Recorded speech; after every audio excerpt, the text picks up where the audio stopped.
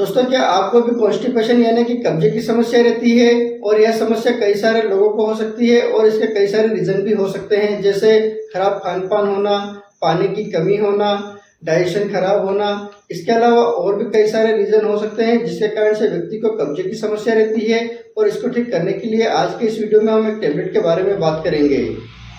नमस्कार दोस्तों, स्वागत है आपका अपने YouTube चैनल गायत्री मेडिकल में, जहां आप पाते हैं दवाइयों की संपूर्ण जानकारी। आज के इस वीडियो में हम बात करने वाले हैं प्रिकलुप्राइड टेबलेट के बारे में, जो कि कब्ज को ठीक करने का काम करती है। इसके अलावा ये पेट से जुड़ी समस्याओं को भी ठीक करने का काम करती है।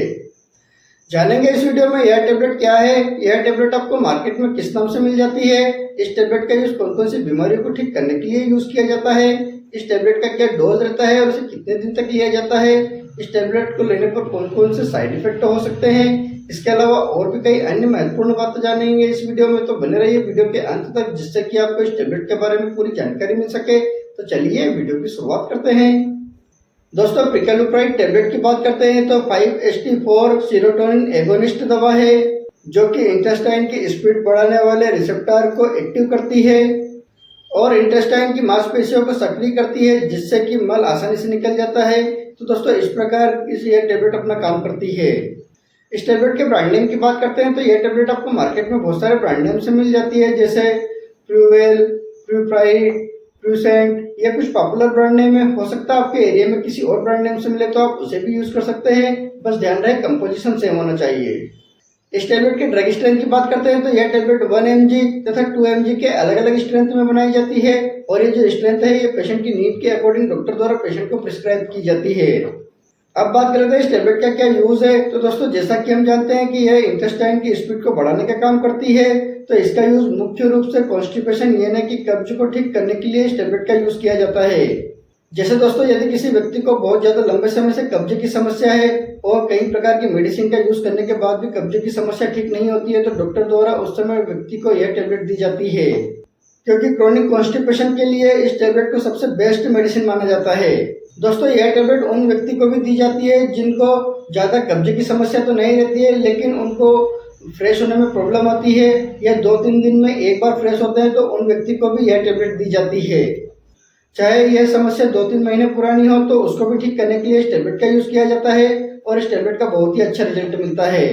दोस्तों, यह टेबलेट कब्ज को तो ठीक करने के लिए यूज की जाती है, लेकिन साथ में यह टेबलेट पेट में गैस बनना, पेट फूलना, पेट दर्द होना, इस प्रकार की समस्या को भी ठीक करने के लिए इस टेबलेट का यूज किया जाता है। दोस्तों, लेकिन वैसे कब्ज जब ठीक हो जाता है तो अपने आप यह समस्या भी ठीक हो जाती है। तो दोस्तों, इस टेबलेट का यूज महिला, पुरुष तथा बुजुर्ग सभी में किया जा सकता है, लेकिन एक स्टडी में यह पाया गया है कि महिलाओं में इस टेबलेट का बहुत ही अच्छा रिजल्ट मिलता है। तो दोस्तों, इस प्रकार की इन सारी समस्याओं को ठीक करने के लिए इस टेबलेट का यूज किया जाता है। अब बात कर लेते हैं इस टेबलेट का क्या डोज रहता है और इसे कितने दिन तक लिया जाता है। इस टेबलेट के डोज की बात करते हैं तो इस टेबलेट को व्यक्ति की बीमारी तथा एज और वेट के हिसाब से इस टेबलेट का डोज दिया जाता है। इस टेबलेट के कॉमन डोज की बात करते हैं तो एडल्ट व्यक्ति को 2 mg की टेबलेट दिन में एक बार लेने की सलाह दी जाती है, लेकिन यदि किसी बुजुर्ग व्यक्ति को या किसी को कम कब्जे की समस्या रहती है तो उसे 1 mg की टेबलेट ही दी जाती है। लेकिन यदि किसी व्यक्ति को बहुत ज्यादा कब्जे की समस्या रहती है तो उस व्यक्ति को इस टेबलेट का डोज भी बढ़ाया जा सकता है। दोस्तों, ध्यान रहे इस टेबलेट को दिन में एक बार सुबह खाना खाने के बाद ही ली जाती है।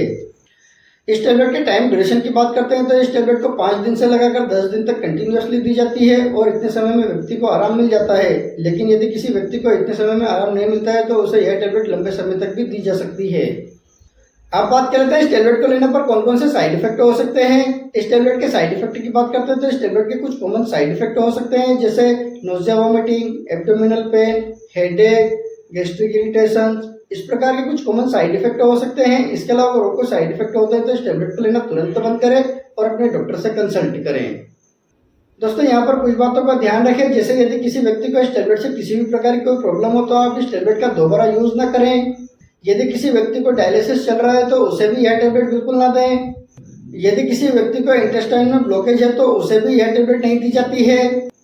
इसी के साथ में यदि किसी व्यक्ति को अल्सरेटिव कोलाइटिस बीमारी है तो उसे भी यह टेबलेट नहीं दी जाती है। यदि कोई लेडीज प्रेग्नेंट है या ब्रेस्ट फीडिंग मदर है तो उसे भी यह टेबलेट नहीं दी जाती है। दोस्तों, ध्यान रहे यदि आपको किसी भी प्रकार की कोई मेडिसिन चल रही हो या आपको किसी भी प्रकार की कोई प्रॉब्लम हो तो आप अपने डॉक्टर को जरूर बताएं। तो दोस्तों ये था आज का वीडियो जिसमें हमने कब्जे की बीमारी को ठीक करने वाली टेबलेट के बारे में बात की। यदि वीडियो इन्फॉर्मेटिव लगा हो तो वीडियो को लाइक करें, शेयर करें, सब्सक्राइब करें, जिससे कि और भी लोगों को जानकारी मिल सके। जय हिंद, जय भारत।